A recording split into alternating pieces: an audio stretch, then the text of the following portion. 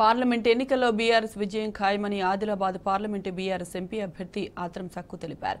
తెలంగాణను అన్ని రంగాల్లో అగ్రపదంలో నిలిచేలా గతంలో బీఆర్ఎస్ ప్రభుత్వం విశేష కృషి చేసిందన్నారు. రానున్న పార్లమెంటు ఎన్నికల్లో ఎంపీ అభ్యర్థిగా తనకు అవకాశం కల్పించిన బీఆర్ఎస్ అధినేత కేసీఆర్కు ధన్యవాదాలు తెలిపారు. పార్లమెంటు ఎన్నికల్లో ప్రణాళికబద్ధంగా ముందుకు సాగుతామన్నారు. ఆదిలాబాద్లో ముఖ్య కార్యకర్తల సమావేశంలో ఎమ్మెల్యే కోవాలక్ష్మి, మాజీ మంత్రి జోగురామన్నతో కలిసి ఆయన పాల్గొన్నారు.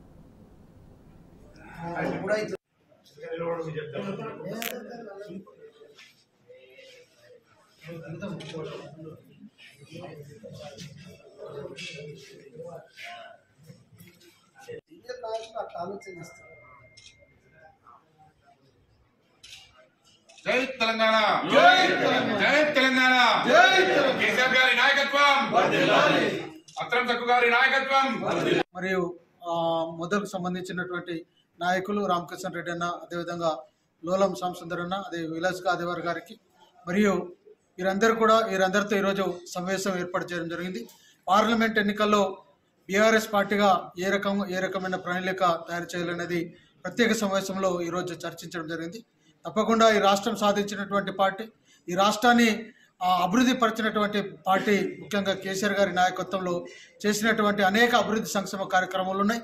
ఈ రాష్ట్ర హక్కులు నిలబడాలన్నా, ఈ రాష్ట్రం సుభిక్షంగా ఉండాలనుకున్నా, మరి సాధించుకున్న తెలంగాణ ప్రజలందరూ కూడా సుఖ సంతోషాలు ఉండాలంటే తప్పకుండా బీఆర్ఎస్ పార్టీని గెలిపించాల్సిన ఆవశ్యకత ఉన్నదని ఈ సందర్భంగా కోరుతూ మరొక్కసారి ఈ ఆదిలాబాద్ పార్లమెంటు పరిధిలోని బీఆర్ఎస్ పార్టీ కార్యకర్తలకు, నాయకులకు, ముఖ్యంగా ఉద్యమకారులకు అందరూ కూడా, అదేవిధంగా నా శ్రేయబులస్ అందరూ కూడా నేను ఈ సందర్భంగా కోరుతున్నాను.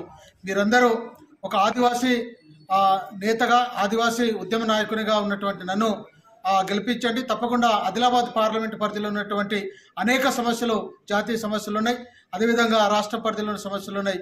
ఆ సమస్యల పరిష్కారం కోసం తప్పకుండా కృషి చేస్తానని ఈ సందర్భంగా కోరుతూ ఆదిలాబాద్ పార్లమెంట్లో ఉన్నటువంటి ఓటర్లందరూ కూడా నన్ను ఓటేసి గెలిపించాలని ఈ సందర్భంగా, మరి ఆదిలాబాద్లో ఈరోజు మంచి దినమని ఒక సమావేశం ఏర్పాటు చేయడం జరిగింది.